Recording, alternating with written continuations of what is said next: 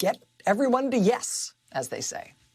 Politico reports that after the second meeting with the moderates, conservative West Virginia Senator Joe Manchin said President Biden told him, quote, "Please just work on it. Give me a number and tell me what you can live with and what you can't." Congresswoman Pramila Jayapal is chair of the House Progressive Caucus. She was here on the show last night. She released a statement after the third and final meeting with the president today that said, in part, quote, "I reiterated what I've consistently said. Progressives will vote for both bills because we proudly support President Biden's entire Build Back Better package. But a majority of our caucus, our 96-member caucus, will only vote for the small infrastructure bill after the big Build Back Better Act passes."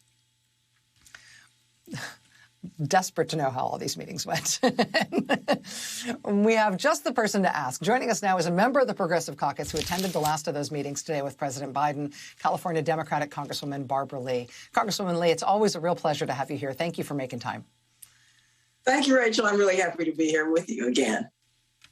So there is a reflexive thing in the Beltway media, which is to, you know, when you have nothing else to write, just write Democrats in disarray and hope that the facts follow. And you can present whatever's going on in that frame. I usually do not accept that frame, but I am desperate to know how these meetings went at the White House and how you feel things are going in terms of this goal that everybody seems to share about getting these bills passed. Sure, Rachel. I don't think the Democrats are in disarray. First of all, this was a very constructive conversation with the president about the urgent need to deliver for the American people. We have always said, we've made a deal, there's an agreement that both of these bills will move forward. Even though in the smaller bill, for example, in the infrastructure bill, there's not everything that I would support or want, but I agreed that I would support that. We have to have investments in childcare, the child tax credit, climate. We have to address the housing crisis, healthcare. And, you know, this is so important because so many women, for example, are out of work and they can't get back to work if they can't afford childcare. And so I believe the president is showing extraordinary leadership by meeting with all of us and trying to figure out how to get to total unity within our caucus. And I believe that we looked at and talked about where we could reach common ground right now, and there are some areas, and we looked at a path forward.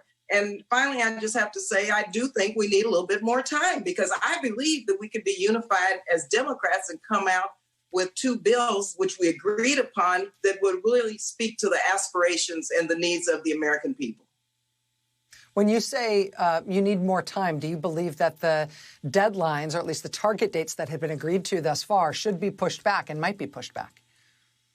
I think they should be pushed back because I believe the longer we have to talk and negotiate, because this is a negotiation, and we have to bring people together and try to find the path forward. And the president is a very fine negotiator. Our speaker has said very clearly that we have to have both packages. So has Senator Schumer. We just need time, I believe, to be unified as a caucus to make sure that both of these bills move forward based on the agreement that we made.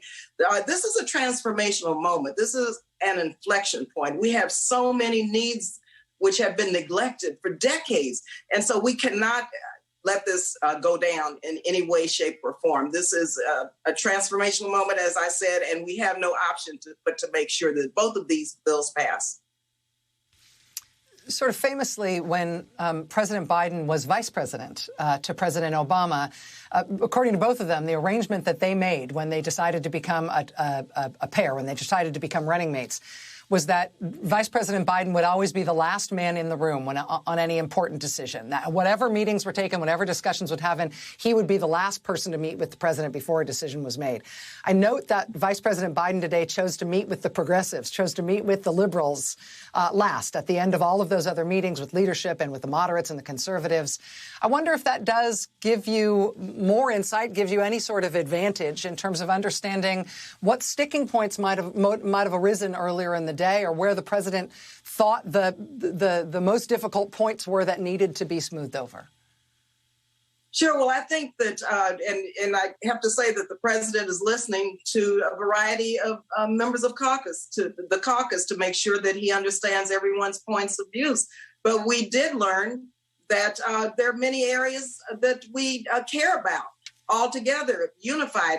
For example, we want to make sure that we deliver immediately to the American people, that they can feel and know that we are impacting their lives, that they have money in their pockets, good paying jobs, that we're addressing the climate crisis. So the urgency, President Biden communicated that was felt by the moderates and the other members that he has met with today. And we have this sense of urgency that we have to act right now on behalf of the American people. So we have no option. And I think that if we have just a little bit more time, the Democrats will be unified and come out with two bills that we can pass. California Democratic Congresswoman Barbara Lee. Congresswoman Lee, it is always a pleasure to have you here. Come back whenever you have stuff to talk to us about. Thanks for helping us understand what happened today at the White House. I appreciate it. Thank you very much. Nice being with you again. All right. Lots more to come tonight.